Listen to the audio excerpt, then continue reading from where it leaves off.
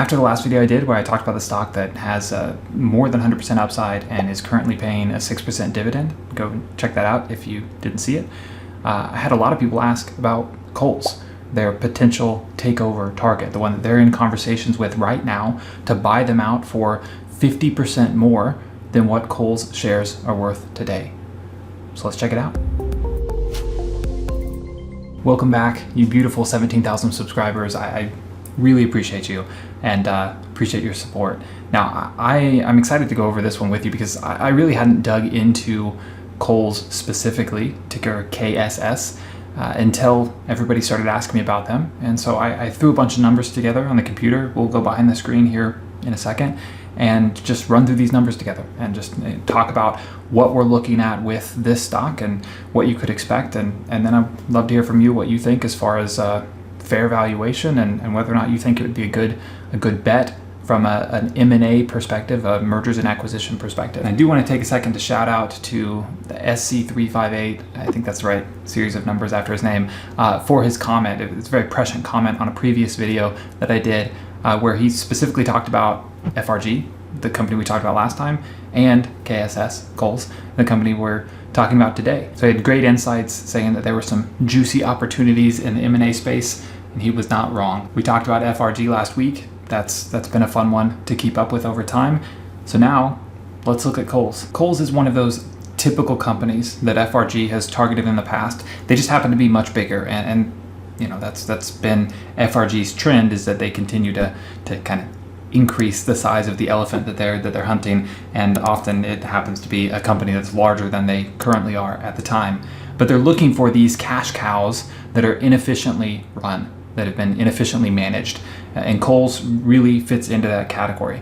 They also have a similar real estate portfolio that's similar to what they experienced, again referencing that last video with Babcock, where they were quickly able to sell off their receivables and the real estate and then lease back those locations for their stores and immediately pay off the purchase of that company. Actually, with Babcock, they more than did that. And so I don't know the terms specifically of this Kohl's structure, but likely it could be similar. So let's dive in a little bit. Now, on the surface, if you look at Kohl's and you do some research, with any company, there's going to be a story as to how it's gonna succeed, right? Management is getting ahead of things. They're always gonna paint things in a good light. Otherwise, you know, they should be looking for a new manager. That's the whole point. They need to have a vision for how they're going to turn this thing around.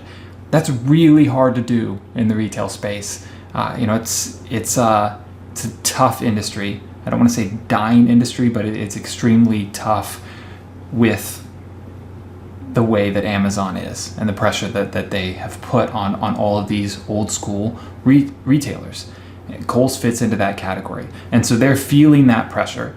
So management has this vision for, you know, the brands that deals with great brands. You can find areas that the management points to as to why they're going to succeed, how they're going to be able to turn it around. And most recently, they're putting Sephora retail locations inside their stores, and that's brought a lot of new customers, a lot of new foot traffic into Kohl's just to get to those Sephora locations. Sure, maybe that works. Maybe that helps turn things around a little bit. They are showing some promise, but on the whole, it's just a massive headwind that they're up against.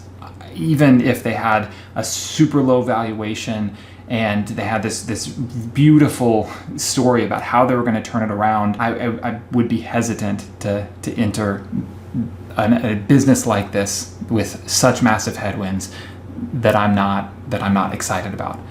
Now, if you also throw into the mix a potential buyout and the fact that Kohl's has hired banks to help them with that, to help them vet buyers, then that might add some additional reasons to hold the stock. And so that's what we're going to look at. We're going to look at several different ways to value this company. I think 4 when all is said and done. So I think in the past, whenever we dove into PayPal, I think it was, we really dove in deep on 2 different ways of valuing it. today we're gonna look at 4. Before we get into the numbers, I'm sorry, but I do have to say that I'm a practicing professional and this is not financial advice for you. There's no way for me to know your financial situation. I'm not recommending this stock. I actually don't even currently own it myself, so that wouldn't even make sense, but it is an intriguing proposition and I'm going to talk about it like that, but that doesn't mean that it would make sense for you. I have no way of knowing that. Please check out the link in the description to my full list of disclaimers and disclosures. As long as we're both on the same page, let's get to it. So I'm pretty excited to go through this with you and show you what I was able to throw together this morning actually. So I'm eager to hear what you think. So let's jump behind the computer and you can see just the basic overview of how Kohl's is doing, and we could spend some time here, but really I want to go into the numbers here. So I pulled over their data over the last 10 years and then the trailing 12 months, and you can see this is what I was talking about with the revenue. Pick a date halfway, go up 2012 to 2016, and then trailing 12 months. It's about the same when you look at revenue, when you look at EBITDA, when you look at net income. It's about the same. And you better believe that at every point along the way, management had some vision for how they were going to turn it around. They had something that they were pitching to shareholders for how they were going to turn this around. And often analysts would buy into that and they say, okay, well, if that's the case, maybe we discount that a little bit, but then they're going to be growing like this. Well, the problem is that never really was able to overcome all of the headwinds that they were faced with being in the retail sector. So anyway, that's what I'm talking about here. You can look at all the brand deals that they have and all the new and exciting things that they're going to do to get customers in the store. But when you look at the track record of how those initiatives have ever worked in the past, it's been a relative flat line. So that's my baseline. That's what I'm assuming for the future. That's why I wouldn't be excited to hold this stock in general. But they do have some other things going for them. We'll get into that in just a second. But if we look at it from a basic multiples perspective, we can look at the PE ratio, their price to free cash flow. We can look at EV over EBITDA. That gives us a different perspective, although it's not giving us a per share perspective, which is incredibly important for a stock like this, because if you look at their per share, their share count, it's been going down significantly. There was only an increase, when they were in COVID times. But other than that, they've obviously been reducing it, and I suspect there'll be significantly more in the future. We'll talk about that in a moment. But when you look at all of these ratios, you can see that today the numbers are much lower than what they've experienced in the past. Now, if you include 2020, that's the one time where that's not going to be the case. But if you look at pre-2020, then yeah, they're significantly undervalued. 2020 obviously threw a significant wrench into the valuation multiples for the entire retail sector. And for perspective, we can look at how Kohl's compares to just the sector in general, which I think it's fair. I would put Kohl's on the lower end of their sector. So I do think it's fair that they are valued below their sector. This is pretty far below though. If we look at some more direct peers here, then you can see how they compare there. You can look compared to Dillard's, for example. Let's go to Gap PE over the trailing 12 months. Dillard's is a little bit less. You can look at Macy's, which is quite a bit less.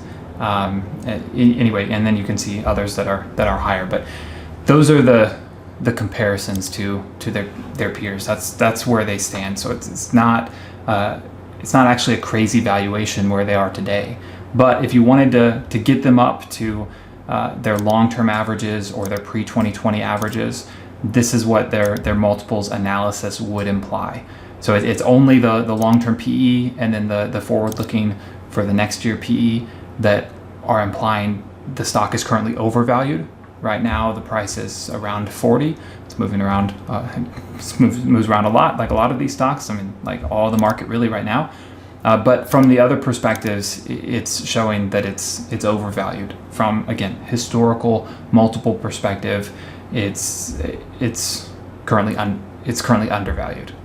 So picking it up at 40, if you look at an average here of all of these, for example, there's still some upside. And really what I'm wanting with all of this is to have an idea of downside protection. What if this deal with FRG doesn't go through?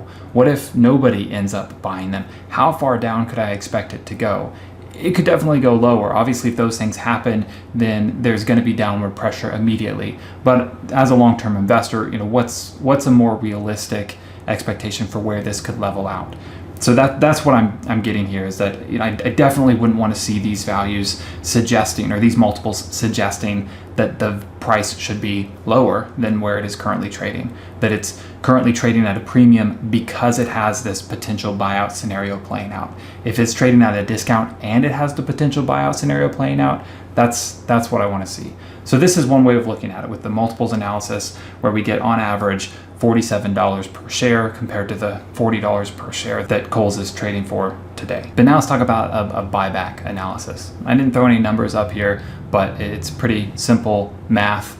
If you're buying the stock today at $40 a share and it sells at $60 per share, that's a 50% upside, and it should be a relatively short time horizon if that deal is to come to fruition. So if it's less than a year, then that annualized return would be higher than 50%. Obviously, there's no guarantees that that's going to happen. If there was a guarantee that that was going to happen, it wouldn't be trading at $40 per share right now. Just for some background, it was towards the end of last year that Kohl's started to get other takeout bids. They have an activist investor involved with Kohl's who's been really pushing management to extract some value from this company, because they really do have a lot of cash flow, free cash flow from year to year. So they're trying to get them to crank out a dividend. They're trying to get them to buy back shares, both of which we'll talk about in a second. And they're trying to get them to sell themselves. Now, at the end of last year, they had a couple offers. They had an offer for $64 per share and an offer for $65 per share, both of which they declined because they said they weren't getting enough value. But remember where the state of the economy was at that time. That was before most people really accepted the reality of inflation. Now, I put out those inflation videos in November of last year, so hopefully you all were prepared for that. But apparently Kohl's management wasn't, and maybe the investors involved here weren't. But inflation concerns definitely have driven that stock price down, because now that's just yet another massive headwind for a retail company like Kohl's. And then also if interest rates start to go up and the economy starts to come down, then the price of their real estate assets might be worth less and less, or at least the perceived value there might come down. So if that's the case, then they're not going to be able to demand as high a price as they perhaps originally thought. Enter FRG, who saw that opportunity, who thinks they can make something of it, and so they're hoping to get it for $60 a share. But there you have it. They've had offers for higher that they turned down because they didn't think they were enough, and now they're entertaining this offer for $60 per share. Now, the last report I read said that they're nearing the end of their 3-week period that they were entering discussions, that FRG was entering discussions with Kohl's, and that they probably weren't going to have all the details ironed out, so they were planning on extending that period. Now, whenever they come out of there and have some sort of official announcement, that's when you'll see the stock move, whether it's up or down. But the point is, whenever they had those initial offers at the end of last year, they enlisted Goldman Sachs to help them vet offers, to vet the potential suitors. They had several others at the time, including the Simon Property Group, for example, that was interested, that had raised their hand as being interested, but since that time they have backed out for the reasons I just talked about. So maybe they are just stuck with FRG at this point, and they're going to have to settle. I believe I've read the activist investors aren't particularly happy about that price. But that gives us, from that perspective, if that's the scenario that plays out, a 50% or somewhere around there upside from where the price is today. So now you have the multiples analysis, you have the buyback analysis. Now let's look at a discounted future earnings analysis. So I'm going to incorporate a lot of different numbers here as we go through this. So I hope this makes sense. You can pause it at any point to keep up if I'm going through some of this too fast, and definitely ask me in the comments if you have any questions. Now, they have a history of paying a dividend. They stopped during COVID times, but since have started ramping that up again pretty aggressively. They also have a history of buybacks, like we talked about, and they just announced that they're going to do even more. So we'll need to incorporate that as well. And then I want to look at their earnings and figure out my best guess, what I think or what my conservative estimate would be for how they'll grow or decline going forward. So when I look at earnings, I want to do it on a non-per share basis. So I'm just looking at net income here, and the EBITDA revenue. Those are also, not on a per share basis. The reason I'm doing that is because I'm going to account for various share buyback scenarios in a different way. And you'll see that whenever we get over to the future earnings analysis chart. But when I think about earnings going forward then, and I'm thinking about how their net income has grown, or rather declined over the years, that's the figure I want to keep in mind as I'm anticipating their growth rate. You have analysts up here who always are positive about things and think there's going to be some growth. And so in the bull case scenario, I'll give them a 1% annualized growth. But in my base case scenario, I'm going to go negative 2%. So again, I hope I'm being conservative here. I hope some of their efforts, some of them that have shown early signs of working, I hope some of their efforts are able to give them some growth over the next 7 years. I get they're going to have some significant immediate term headwinds, but over the next 7 years, I hope that they're only losing 2% per year with all the things that they're doing. And then as a bear case scenario, I'm looking at a negative 3% growth or a 3% decline annualized. So definitely let me know if you disagree with that. I'm interested in hearing another side of the story, but that's what my research left me feeling as though was reasonable. So anyway, that's what I'm going to use for my different scenarios there. And then when I look at a fair earnings per share multiple to apply in the future, so the terminal multiple for the future. For the base case, I'm going to use very close to what it is today. I'm going to use a 7. I'm not going to get it up to where it was pre-pandemic. I don't know if they deserve that, especially if they're maintaining a negative 2% residual, like annualized growth or annualized decline like that. They are a cash flow machine, so they are worth something. They do have a lot of cash flow to deal with. So anyway, I'm going to give them a 7 there. On their bull case, I'm still not going to go up to the pre-pandemic levels. I'm going to give them a 9. And then on the bear case, I'm going to drop them all the way down to Macy's level and give them a 4. Okay? All right, and then I'm going to take this earnings per share over the trailing 12 months of 6.62, and I'm going to plug that in, all of that into my chart over here. And let's see what we get. All right, so 6.62 trailing 12 month EPS, growth of negative 2%, 7 multiple. This is what we end up at the end. All right, so I need to account for a few other things. I need to account for their dividends, which is what you're seeing right here. And then I need to account for their buybacks over this period. So let's talk about their dividends. Pull up their dividend history here. Right now, they're paying a nice dividend. If you think that they can cash flow it, they're pretty healthy. They should be able to.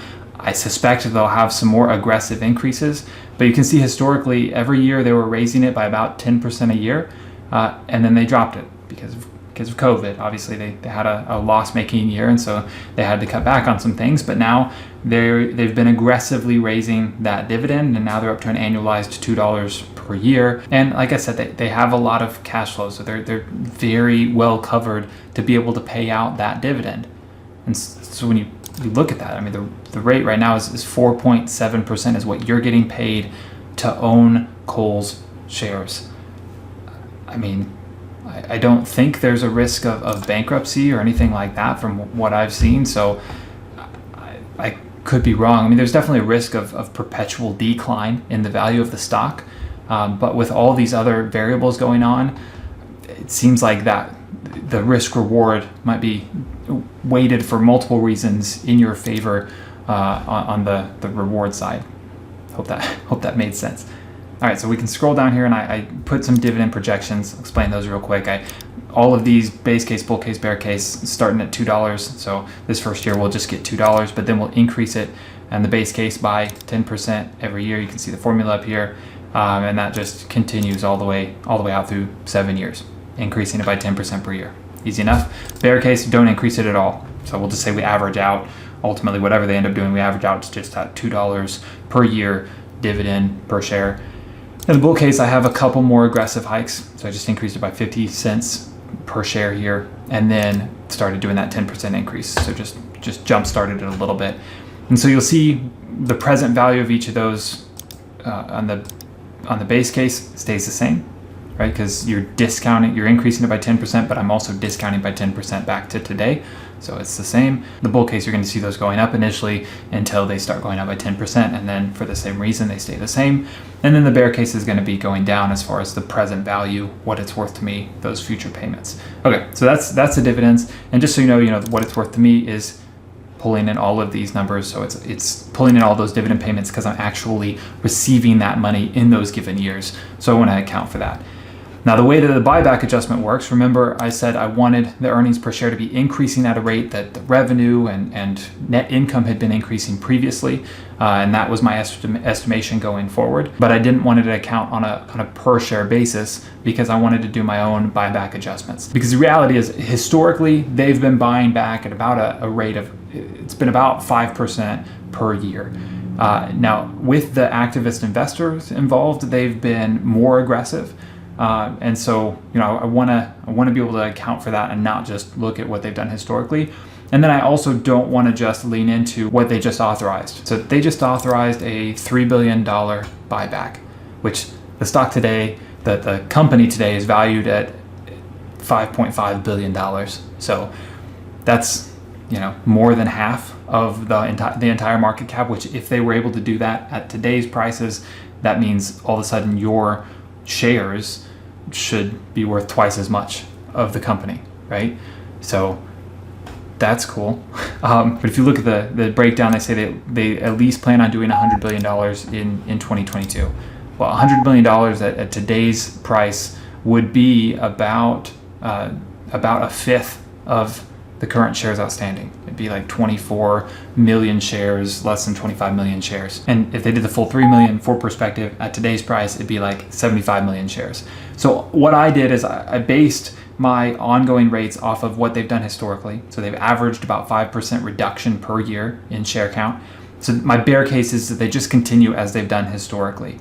And so because of the headwinds, their cash flows, they're starting to suffer. And so they're only able to do what they've done historically. But with my base case, I ramped it up a little bit. And I just wanted to look at the total shares they're able to buy back. Because again, if the stock price does start to go up, they're going to be able to buy less shares. Obviously, the reverse is also true, but that would be a more bullish consideration to think that they're going to be able to buy more shares. And I try to lean on the side of overly conservative. So if the price goes up, they're going to be able to buy less shares with that $3 billion. When they authorized it, for example, the share price was around $60. So they were anticipating buying less shares. So anyway, with this base level assumption of a 7% per year reduction, they would, over the next 7 years, reduce the total share count to 77 million shares, which is about a little over a 50 million share count reduction. So not quite the 75 million that it would be if they spent all 3 billion today, which they don't have today, but if they did at $40 per share, so it's less than that. So again, a conservative assumption here. Even the bull case scenario is a little bit less than that, but that's assuming a 10% reduction per year over the next 7 years, which would be significant. So the way I incorporated this was I multiplied their earnings per share, the projection for earnings per share in the 7th year, by their current share count, and then divided that by what I'm projecting out their future share count to be. Again, hope that makes sense, but that leaves me with an adjusted share count, earnings per share, even though we can visually see that they're making less each year, but because they've been able to buy back shares with their free cash flow, the earnings per share is higher. So for me, that's great. If I'm a shareholder, that's great. My per share earnings are going up even though I'm not having to do anything. And so then when we take that adjusted earnings per share figure and we apply this terminal multiple, so the future earnings per share that we're looking at, so 7, which again, I think that's a fairly discounted number compared to the industry and compared to their history. That gives us $34, which when we add that in with all of these discounted earnings and we discount it back to today, that gives us a base case scenario of $47, not too far off from our multiples analysis. If we look at the 1% growth that analysts are expecting and we use the terminal multiple of 9, then we're going to have, obviously it's going to be more favorable. They're doing more buybacks. They're also paying a higher dividend. All of that would go hand in hand. And so that would bring us to a much higher valuation where you're more than doubling on the bull case side. And then if you look at the bear case where they're dropping by more than they have historically, 3% per year, and then because of that, they get a multiple all the way down to what Macy's is experiencing today, a multiple of 4, which is terrible, then that makes their share price only worth $15 in the future. But when you factor in all their dividends, which we're not saying those are going up, plus the fact that there's going to be some buybacks, which I already did there, that leaves us with a $25 value to me. So that one on the bear case scenario is lower than their current price. You would be buying it at an overvalued valuation if that's how you perceived it. I think the base case with everything I've done here is what I believe to be the most realistic scenario. But if I throw in a probabilities analysis here to get that full range incorporated, then I'm coming up with a number that's closer to 50. So yet another good sign if you're interested in this merger arbitrage. Obviously, if the deal fell through, like I've said, there will be downward pressure. But if the more of these numbers that you have showing that the value should be higher should limit that downward pressure, should insulate the blow a little bit, whereas you're still exposed to all that potential upside. So that's what we're looking at here. This stuff is fun. And for those of you who did sign up and raise your hand for being interested in our insider program that we're about to roll out, I'm really excited about that. I sent you all a personalized video message. So definitely let me know if you're interested in being in that private group of like-minded individuals where we can challenge each other and really flesh out our stock ideas like this. If you're interested in finding out more about that, the link is in the description. I hope to see your name come through. All right. Let's go on one more way of value note. We've looked at a multiples analysis, we've talked about a buyout analysis, and we just went through this complicated, factoring a lot of different things, future earnings analysis. The other one I wanted to look at was a sum of parts analysis, and I put that over here. And this is part of the reason why a deal makes sense, because they have so much real estate. And again, I talked about this at the top of the video, where FRG, for example, the franchise group, has experience doing this with other companies where they bought Babcock, sold their real estate, and then leased it back, which of course eats into their margins. But when you look at Kohl's margins, they are good. So they have some room to give up. They have some room to spare to fund those additional leasebacks. They have some room to spare to fund an additional debt payment if they went that route as well.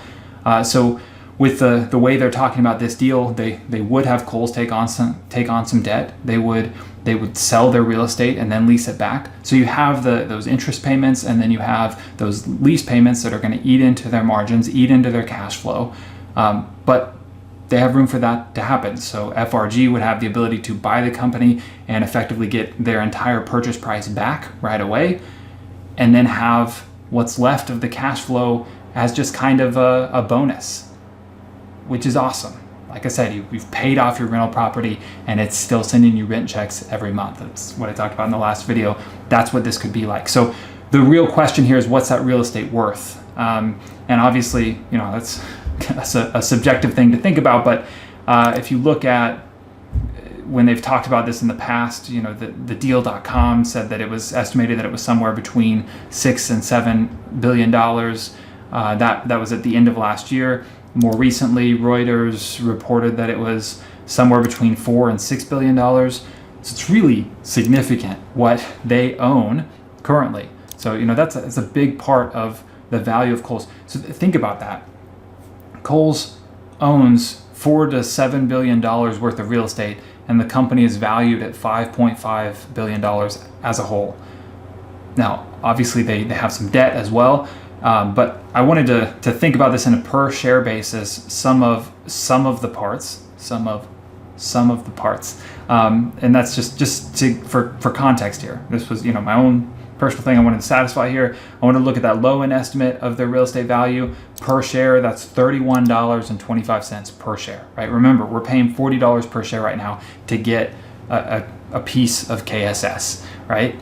$31.25 is at that low end estimation of the real estate. High end estimation is $54.69. Throw in their cash and short term equivalents, you got another $5 per share. So total on the low end, you're talking about $36.30. Again, just it's a sum of the parts. Definitely their biggest part, but there's obviously other things that have value that we could consider here. But if you can think about getting that much value back just from the real estate and the cash, so $36 per share, that leaves you with $4 per share to justify the free cash flow going forward, right? That you're going to be able to realize from the stock, to justify the dividend that you're going to be able to pull from this stock and all of that, right? So that in the midpoint puts it at about $52 per share, and the high point puts it at almost $60 per share, just as a sum of these parts. So again, now you can see why a company like FRG is interested in the company at $60 per share. You can see why being a shareholder at $40 per share might make sense for somebody. Anyway, I hope all that makes sense. Let me know what you think in the comments. Ask me questions if you have any. If I went too fast or glossed over something that didn't make sense, I hope I can help.